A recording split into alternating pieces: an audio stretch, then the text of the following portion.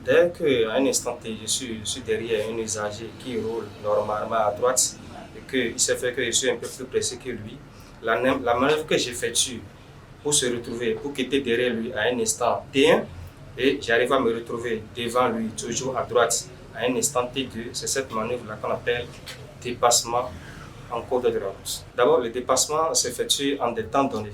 Et au cours de cette manœuvre, il y a aussi des règles à respecter, lesquelles.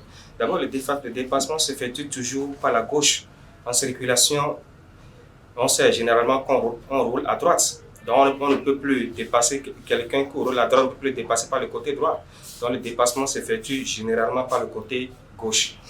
Il peut arriver qu'on puisse dépasser quelqu'un par le côté droit. Là, c'est un cas exceptionnel. Je suis derrière un véhicule, nous roulons normalement à droite, et cet usager qui est devant moi donne son clignotant, c'est-à-dire il donne son intention de tourner à gauche. Pendant ce temps, je peux bel et bien le dépasser par le côté droit. Là, il s'agit d'un cas exceptionnel. Maintenant, le dépassement s'effectue en 3 temps, à savoir la phase dite avant le dépassement, la phase dite dépassement même, et la phase dite après le dépassement. Avant le dépassement, quelles sont les précautions, quelles sont les dispositions à prendre?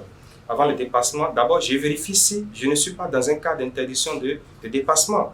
En exemple, je ne peux pas faire un dépassement dans un virage, je ne peux pas faire un dépassement à une intersection, je ne peux pas faire un dépassement sur un passage à niveau, c'est-à-dire là où les rails traversent la route.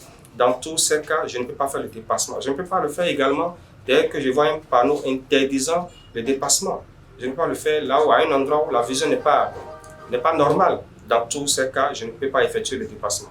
Mais si je ne suis pas dans un cas pareil, ça veut dire que je peux continuer. Et en continuant, je vérifie si le véhicule qui est devant moi,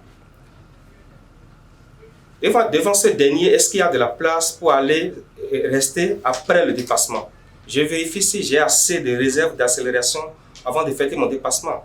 Et le réserve d'accélération qu'il faut avoir, c'est au moins 20 km par heure. C'est-à-dire, il faut être sûr d'avoir 20 km par heure de plus que celui qu'on veut dépasser.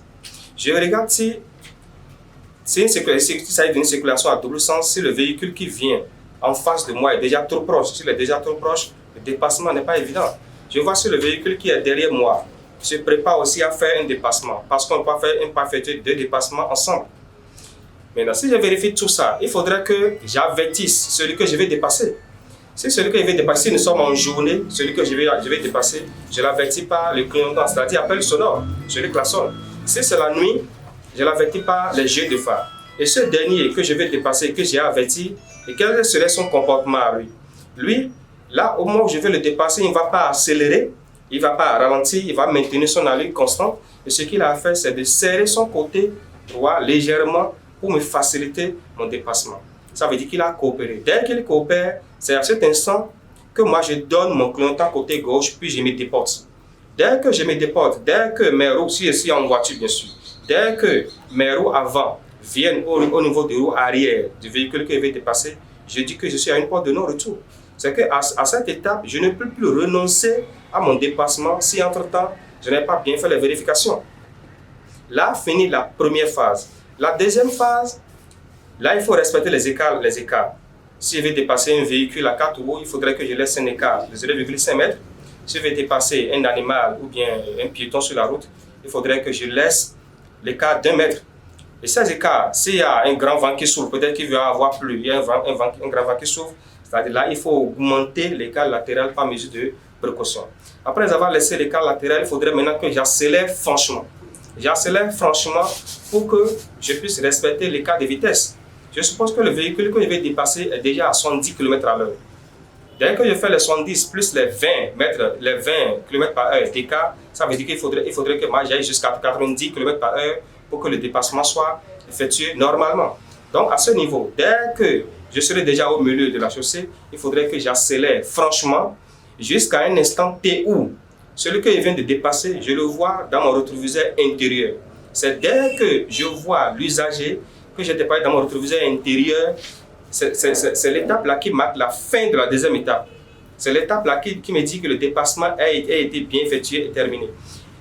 Et c'est après cet instant que je donne mon clignotant côté droit, je reviens le véhicule que je viens de dépasser, j'éteins le clignotant et je continue normalement. Si, entre-temps, je n'attends pas pour voir le véhicule que j'ai dépassé dans mon rétroviseur intérieur et que je me rabats, c'est à quoi on assiste généralement, c'est que je vais prendre le véhicule qui vient de dépasser, je vais le prendre par le devant. Là, on dira qu'en langage technique, on dira qu'on a fait le dépassement à queue de poisson, ce qui est source d'accident. Prime News TV Bénin. Aimez, abonnez, activez la cloche de notification pour ne rien rater sur votre chaîne préférée.